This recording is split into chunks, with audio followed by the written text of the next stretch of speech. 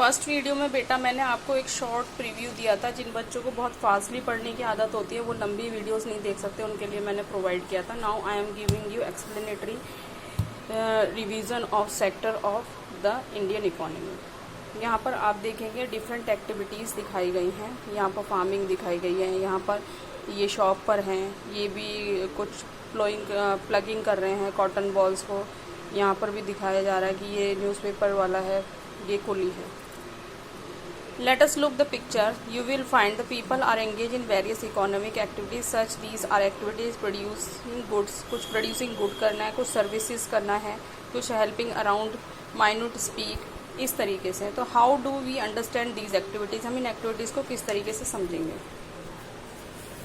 यहाँ पर आ जाइए, बहुत अच्छे से एक्सप्लेन करा है। अगर आप अपने आंसर के साथ ऐसे पिक्चर से इलेबोरेट करेंगे तो भी बहुत खुश होगा। आपकी फाइल बनाने या फिर बहुत एट्रैक्टिव आंसर करने के लिए आप इनको यूज़ कर सकते हैं। प्राइमरी में एग्रीकल्चर सेक्टर आता है जिसमें आपको ये सब चीज़ें दिखा रखी हैं, forestry, mining, animal husbandry, crop plantation, सब। There are many activities they are undertaken directly using natural resources. अगर कोई भी है जो नेचुरल रिसोर्स को डायरेक्ट यूज़ कर रहा है इन सेम फॉर्म, तो उसको हम प्राइमरी सेक्टर में डालते हैं। जैसे क्रॉप से कॉटन प्लांट है mainly but not entirely. Natural factor like rainfall, sunshine और क्लाइमेट इनके लिए रिस्पॉन्सिबल होते हैं। Similarly in the case of an activity like dairy we dependent on the biological process of animal and availability of food. यही product इसके बाद हम use करते हैं। Similarly mineral and ore are also natural product. ये natural product है which we produce a good exploiting nature resources. हम natural resources से इन्हें लेते हैं और इनको यूज़ करते हैं, और ये प्राइमरी सेक्टर में आता है। होलसेल कि हम जो भी लेंगे डायरेक्ट नेचर से लेंगे और उसको उसी फॉर्म में या थोड़ा सा रिफॉर्म करके करेंगे, ना कि उसका पूरा फॉर्म चेंज करेंगे। The natural product we get are from agriculture, dairy, fishing, forestry. The sector is also called agriculture और रिलेटेड सेक्टर। इसको अंडरलाइन कर लीजिएगा, ये पूछ सकता है नाम बदल के कि ये क्या चीज़ है। The secondary sector covers activities natural product change into other form through the way of manufacturing that associated with the industrial activity. Industry में जाके उसका रूप बदल जाता है। जैसे शुगर कैन का शुगर बन सकता है, गुड़ बन सकता है, ठीक है, इस तरीके से। तो अब कॉटन को ले जाके उसका कपड़ा बन सकता है, उसकी यान बन सकता है। तो इस तरीके से चेंजेस हो जाते हैं, तो वो मैन्युफैक्चरिंग इंडस्ट्री में आता है।